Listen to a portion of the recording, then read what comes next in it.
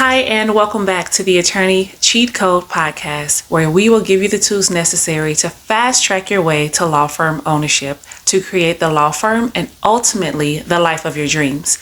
My name is Alicia Jones, and I am a Texas-based attorney. If this is your first time here, go ahead and hit that subscribe button and welcome. And if you have rocked with me before, then welcome back, family. Today is part 3 of the Blueprint Masterclass.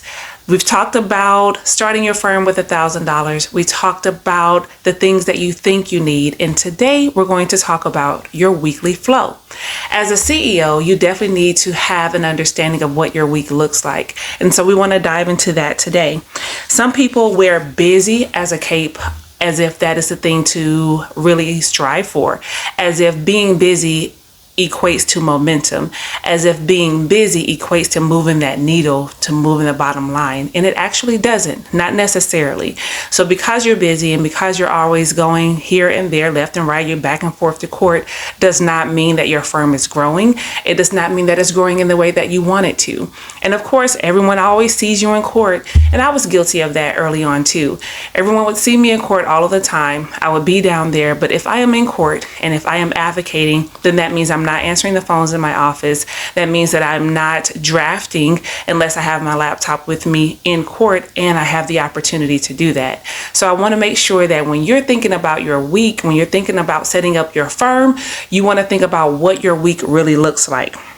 Firm owners all over the country are busy, right? They're busy and they're bragging that they're busy, but that doesn't mean that that is the movement and the momentum to really get your firm to be a business that works around you. When we're thinking about the attorney cheat code, when we're thinking about building our firm, it is to make sure that we build a firm around our lives and what we need versus putting ourselves into the firm and letting it work us day and night, burning the candle on both ends. So successful owners optimize systems to create rhythm and momentum to create the firm and the life of their dreams. I'll say it again. Successful firm owners optimize systems to create rhythm and momentum to create the firm and the life of their dreams. You've been given an opportunity to operate as an attorney, and you have the desire in your heart to be a firm owner. So that means that you can create systems, you can optimize and use systems to create a rhythm and a flow for you so that you can create the life, the firm of your dreams. The cheat code is to create a rhythm that is designed, like I said, around you, a firm that works for you. For instance, if you know that you work better in the morning, that your brain is on it as soon as you wake up and those are your most productive hours, then why would you have all of your client appointments early in the morning? Instead of changing that and creating a system for yourself that, hey, in the morning for the first half of the day of whichever days that you choose, this is my time to be uninterrupted, to work on client matters, to look at my systems, to make sure that I'm doing my administrative tasks because my brain is really working. And if you're like me and your brain kind of turns on midday afternoon, then you want to switch it. You want to have your client meetings early in the morning. You want to get those out of the way so that when your brain is really working, you're able to do the research and the deep level thinking and have that good CEO time. Then, of course, for me, like I said, in the afternoon, then that's what I wanted. Do not interrupt me in the afternoon if it is my block time so that I can do some drafting and work on some client matters. So you want to think about the same thing and do what works for you. So before we dive in, I'd like for you to just think about your firm. I want you to think about the people that you've heard bragging about their hustling and their grinding. That used to be the thing before this new generation of, self-care and being mindful and protecting your peace and protecting your space. But there are still some of us, especially when you come out of law school, because you're so used to studying and being in the library overnight and I can't say cramming because you go 15 weeks of learning material and trying to put it in your brain, and then you have an opportunity to then have maybe a week or two off to prepare for finals. So you're used to having to crunch a lot of information in your head in a short amount of time, and that can feel like a grind. That can feel like a push. That can feel like you're out there hustling, right? But when you're moving into law firm ownership, do not take that mindset there. All of the things that we are going to talk about on the cheat code code have a baseline and a foundation in your mindset. How you think about yourself, how do you think about your work, how you think about the people that work for you. It's all about your mindset. So if you're thinking about, and you think about other attorneys that you've heard say, I'm out here grinding, I'm out here hustling, but why? I spoke with an attorney the other day that was just like, even when I go on vacation, I'm grinding, I'm hustling. And he was not the only one. There are so many other attorneys that don't know how to shut it off, that don't know how to create a business, don't know how to create a firm that works for them versus you working for it. Versus you going to the court when you don't feel like it because you're 60, 70 years old and you're still having to go downtown to the courthouse for a hearing because you have not created systems to give you the freedom to create the life of your dreams. But that is why we're here. We're dispelling the myths. We're taking the sheet off so that we can see behind the doors, behind the veil, if you want to say, so we can understand how to create that firm that really does work around us. So let's go ahead. Oh, wait, let me say it for all of those that are thinking it. If I'm not grinding, if I'm not hustling, then I'm not moving. Grinding and hustling does not equate to movement and momentum and growth, and it's not strategic. CEOs are strategic in the way that they move. They are not grinding. I heard someone tell me the other day, like, grinding is for machines. We are not machines. We are attorneys. We use our brain. So if you can use your brain to not just get into law school, but to graduate, to pass the bar, and to now be a licensed attorney, then why would you not use your brain to optimize the systems that are at your hand and at your disposal to create the firm and the life of your dreams? So grinding does not equate to momentum. So if you feel like you got to grind, then let me say this too. I respect the grind. I respect people that grind. I think there are seasons that you have to grind, but you have to hear that. There are seasons that grinding and hustling may be necessary, but grinding and hustling cannot go on forever. Just like we have fall, winter, spring, and summer, there has to be an end to the grind or a shift, right? Or a pullback. So if I am grinding because I want to get my firm off the ground, I have a deadline that I've set for myself, and it's going to take me a little extra work in the evenings or on the weekends, great. But that can't be a forever thing. Don't look up a year from now and you're like, whoa, I am still grinding in the same way that I was in month 1, and now I'm in month 12, month 16, year 12, year 16. Don't be that person. Don't do it, right? Take some time.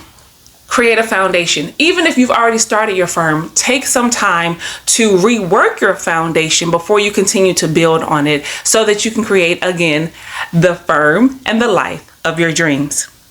So you want to reframe your mind, and I also want you to think about reframing your calendar. When you're thinking about your week, think about it as a financial portfolio or a portfolio of investments. When you're thinking of investments, you may want to diversify. You're going to have different financial tools that you're going to use. You may have stocks, you may have bonds, CDs, whatever you have, but you're going to diversify when you're looking at your investment portfolio. Look at your week as an investment portfolio. Each day of your week, you're going to be investing in different areas in different ways. When you're thinking about it in that way, then that means you're going to have to take a moment and think about, how do I want to invest my time on each day of this week? And of course, what type of return am I seeing if I invest my time in this particular area on this particular day every single week?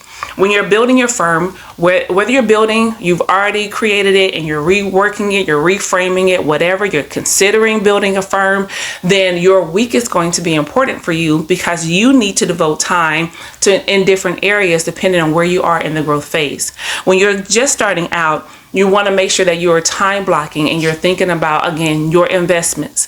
For instance, you want to invest smart. Because of course, if you invest smart, you invest wisely, and you're educated in your investments, you see a return. That is just the law, right? That's just natural. If I invest my time in working out, I should see a return in a slimmer body. but you also want to make sure you're investing time in eating right, because that's also going to contribute to a slimmer body, muscle build. But of course, if I'm investing my time in sitting on the couch and watching movies, and I'm also investing my time in eating popcorn and Doritos, then I'm going to see a return that I didn't want. I say that I want to lose weight, I say that I want to be slimmer, but I'm not investing the time in the way that I need to. The same thing with your firm. If you're saying that you want to grow, but 5 days out of the week you are only working on client matters and you're only drafting and you're only doing pleadings and motions, then what's going on with marketing? How are you bringing in new clients? What is the goal for next month? Are you meeting any KPIs, key performance indicators? Have you set any KPIs? Do you know what your financial plan is for this quarter, for next year? Do you know your projections? Do you know what you did last quarter? If you're not actually blocking off time and setting aside time for these things, then you really can look up and 5, 10, 15 years have gone by and you're like, okay, I've practiced, but what have I built? I've been here, but what mark have I made?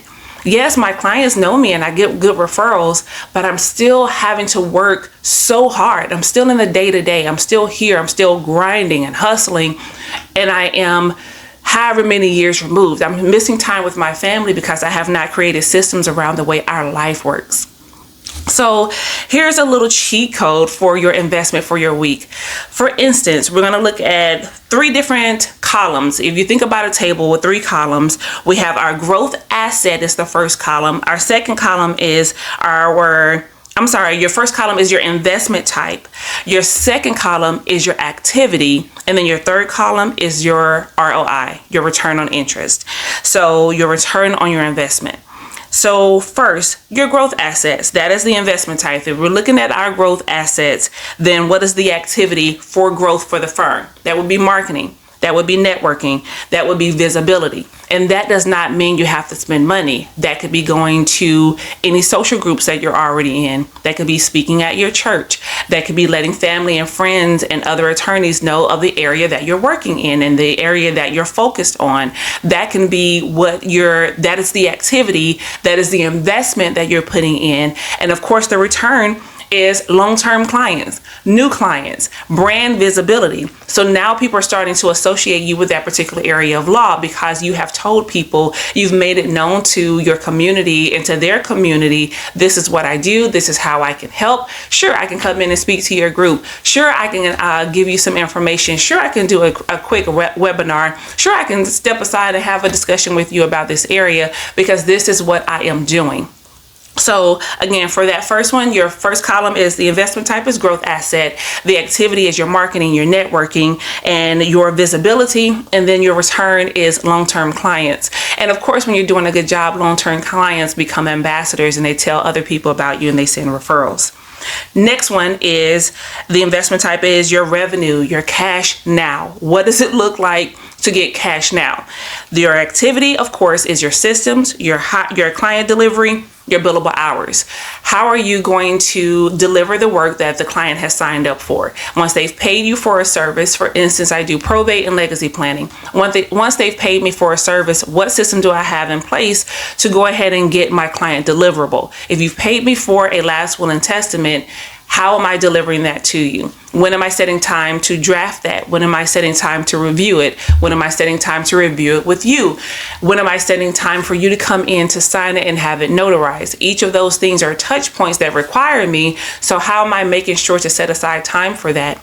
And of course, my return is if I'm working, and of course, if I'm retainer based, then my return is now I can bill that client and now I have cash. Now I can deposit into my operating account from my trust account, and now the cash is starting to flow. And of course, again, when you are doing your client deliverables and you're making sure that you deliver a quality product, they're going to tell other people about you. They're going to rave about you. They're going to be excited to share the results that they've received with you, which creates long-term clients and ambassadors referrals. The next one is your foundation. When we're looking at the investment, we're looking at investment type is our foundation. What are we doing to invest in the foundation of the firm? And the activity is your systems, again, your hiring, your automations. When we're considering How do we bring clients in? What is their path? What is their flow through the firm? And how do we onboard and offboard? How do we let them know how to operate with the firm? Do we have a welcome message that we send? Do we have a video that we send to them welcoming them to the firm and letting them know how to use the systems? Like I mentioned in another video, I use MyCase, which is the online case management system. So for me, I don't need to do a welcome video. MyCase has one. So send a link to the new clients about the MyCase video and show them, okay, this is how you operate. This is how you'll get access to your file. This is a dashboard that you're going to need to really understand. Here are some videos to help you do that. I don't need to sit on the phone or on a video with my client to show them how to use MyCase. I have a system in place to go ahead to let them know how to operate with the firm, how to get the most out of their money, and how to have the best experience with the firm. That's just one system. Another thing is automations. If you know that you are doing the same thing and it doesn't necessarily need you, then automate it. For instance, a client calls, they sign up, they're ready to pay for service. Automate that process. Automate it where the contract is sent, they pay the fee, they get access to MyCase. The contract is sent, they pay the fee, they get access to Clio or to Lawmatics or to whatever dashboard that you have. They pay the fee, they sign the contract, they receive a calendar link to schedule their onboarding meeting. You know, whatever it is, that can be automated so that it does not necessarily take you to go in and click through and make sure to send the contract and put in the marks for them to sign, and then to, once you are tracking and making sure they've paid, to then enter that into the system, like enter that payment and connect it with the client, and then giving them access. Automate what you can. Delegate, of course, once you have people, but automate that process so that it's seamless, not just for you, but for your client and for their experience. It's a seamless experience for them as well. Again, we have the foundation, and then with the systems, the hiring and the automations. Of course, hire good people. How do you hire? How do you interview? How are you acquiring new talent? What talent do you intend to acquire? When you're thinking about building, what is the first position that you want to build?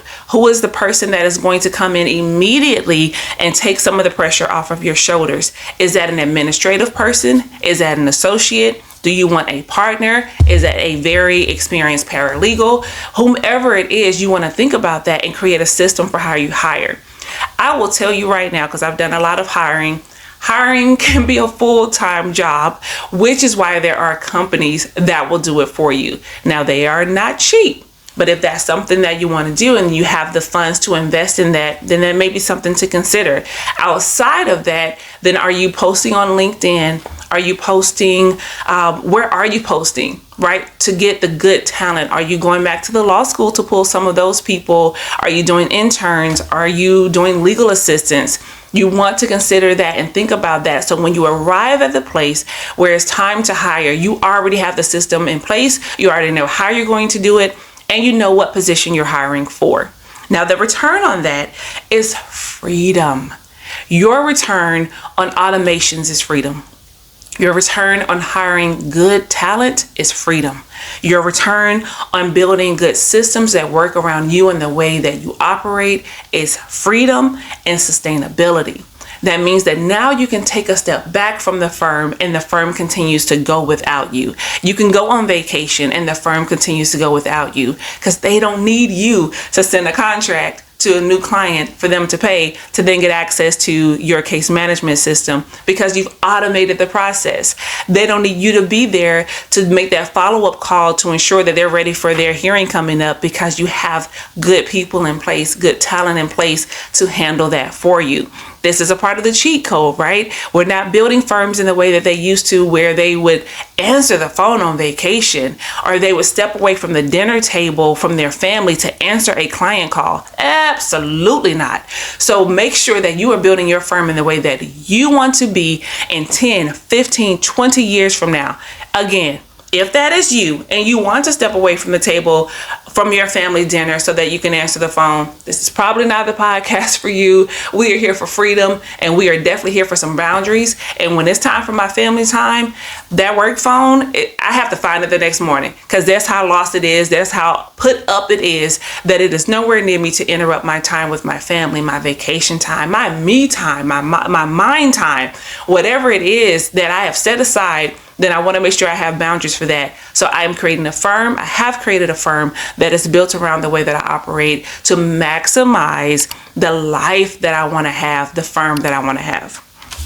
Last but not least, you want to think about, what are your downers? What are the things that are draining your time? So when we're looking at the investment type, it's on a negative. Where are you investing time that's actually draining your energy, that's taking away from the good that you've done, that's taking away from your mental space to be able to look at marketing and systems and client acquisition in a positive light and with fresh energy? What are those things that are taken away from you?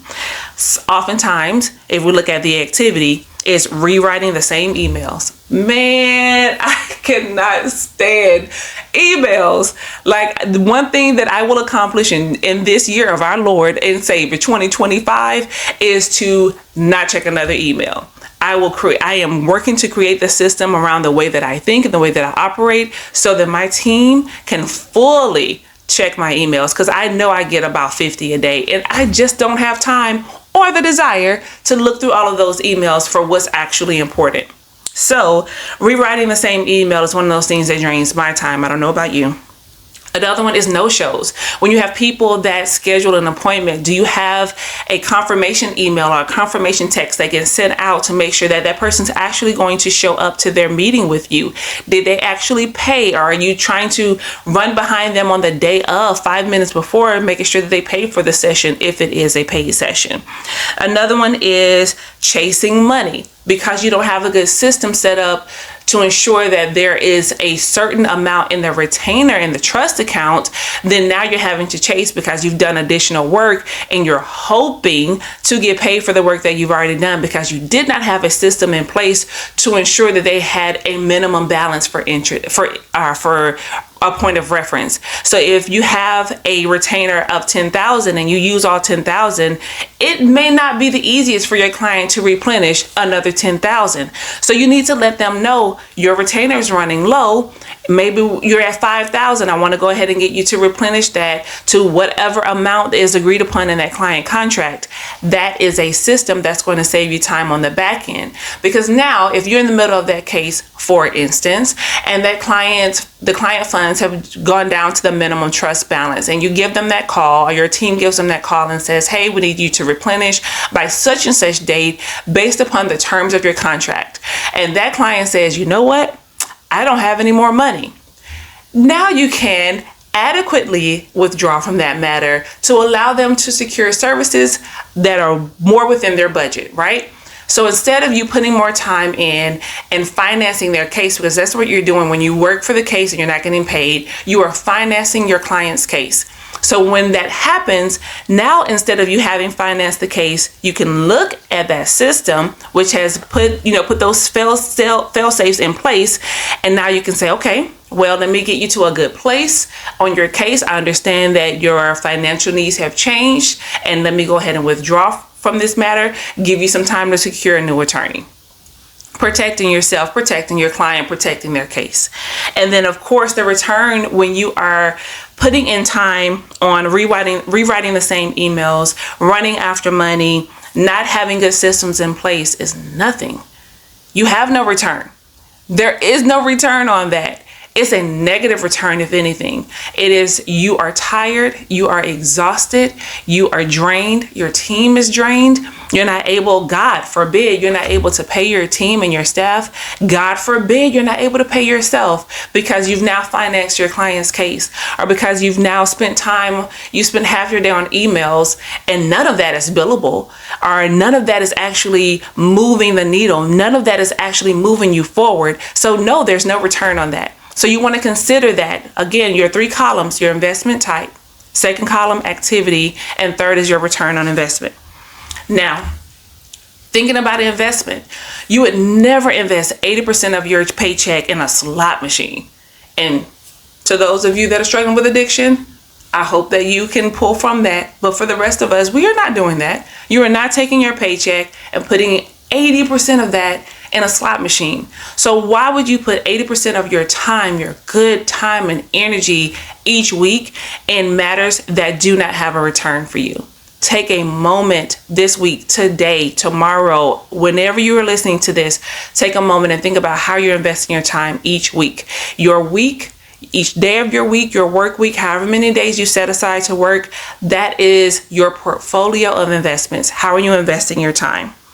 And of course, with the cheat code, we're not just going to talk about what you shouldn't do. We're going to talk about what you should do. So when we're reframing our thinking, we're going to set aside some days. Typically, when you are building and you are the main person drafting, you're going to need a few more days out of the week to draft. So let's talk about what a sample week could look like. This is your cheat code to reframe your thinking, reframe your calendar. So your sample week could look like, for instance, Monday is marketing. I'm going to look at my marketing efforts. I'm going to see how much money, time we're going to invest in marketing. I'm going to see what has happened already. If we invested, what is the return that we're seeing? Do we have booked appointments? Do we have new clientele? Do we need to tweak the marketing? Do I need more pictures? Do I need to tweak the language in the marketing? Is someone assisting me with that? And of course, you want to meet with them and have that set meeting each week so that you are putting eyes on that and making sure that you're blocking off time, because that return is new clients, engagement, and brand visibility. The other thing you may want to consider is, of course, like I said, the metrics. And then if you look at Tuesday and Wednesday, maybe those are your days to really look at client deliverables. You want to draft your motions, your pleadings. Maybe you want to, if you have the opportunity to set hearings, you want to keep them on Tuesday and Wednesday. Of course, each court has their own rules and requirements about which days they have which hearings. But outside of that, maybe you want to do new client calls, new client meetings on Tuesday and Wednesday. So those are your client days. Those are the days that you're really devoting to working on the client matters, new clients, current clients, maybe following up with some old clients about new services, especially if you've changed your area of law, following up with them to ensure I created your will a few years ago. I just wanted to follow up with you to see if there are any changes so that we can make updates as necessary. And then you want to have your Thursday, your money day. You want to think about, and again, this might be another client deliverable if you're on the one drafting. So you may have Tuesday, Wednesday, Thursday of client deliverables, but outside of that, you want to look at your money on your Thursday. Maybe that's when you run invoices, follow up about minimum trust balances, about trust replenishments.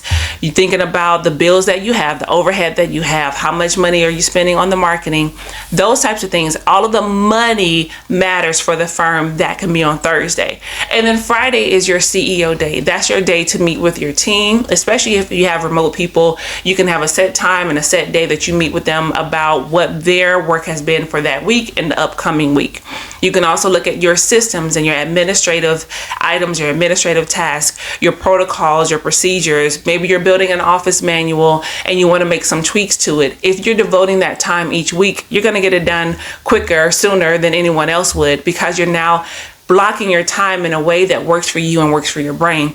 Of course, with all of this, you want to make sure that you're thinking about the way that you think. Make sure that if your brain operates at its highest capacity early in the morning, that you're putting your most important things early in the morning. Your most important matters that take the most brain energy early in the morning. And of course, vice versa. If you're an afternoon person like me, then put your most important things in the afternoon. The things that take the most brain power that you can devote the best of your energy to in the afternoon, then put it in the afternoon.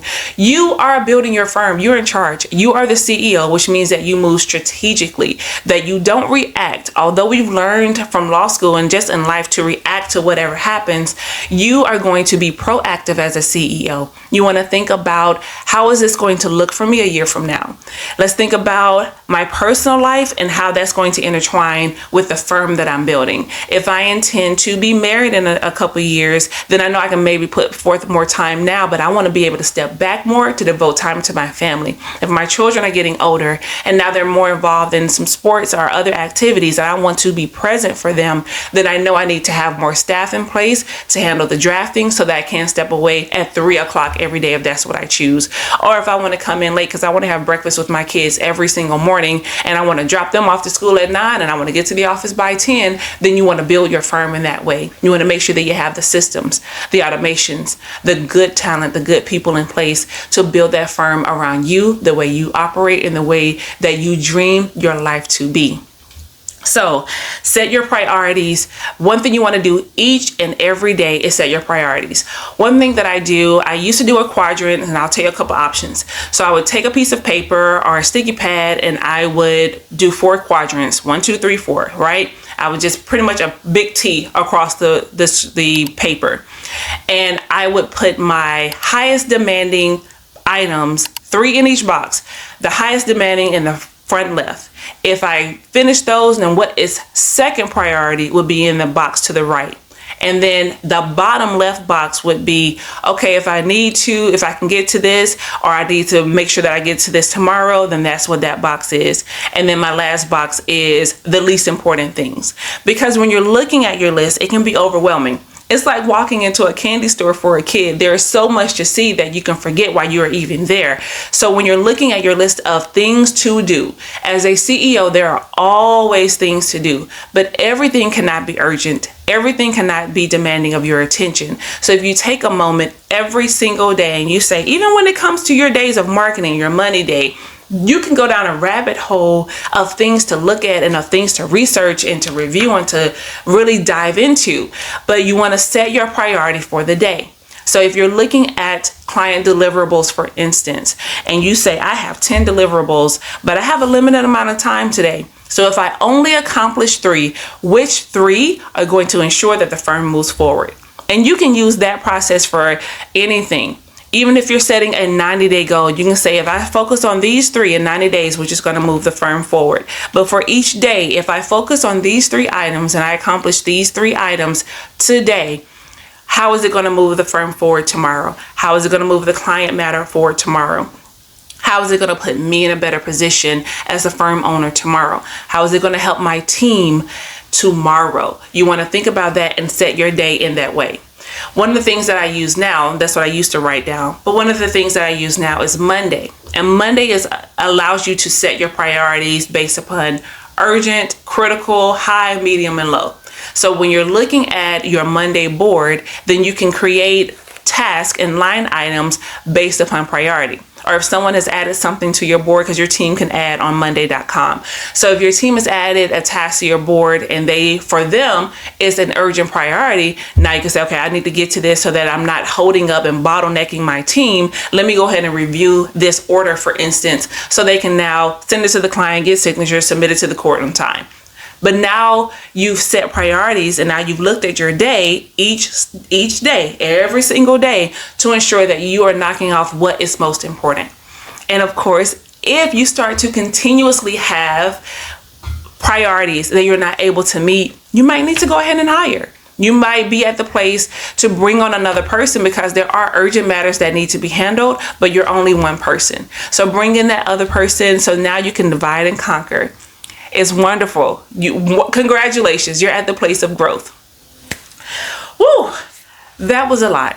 But this is very important. This is the only way that you are going to ensure that you are growing the firm of your dreams to create the life of your dreams. Is to create a week that flows and that is built around you. This is your firm. Build it in the way that you want to. Serve your community well and do well for your family and for yourself. If this has been helpful, I would love to hear about it. Send me a message, comment, share, subscribe, like, all of the things. And until next time, I am Alicia Jones, and this is the Attorney Cheat Code Podcast.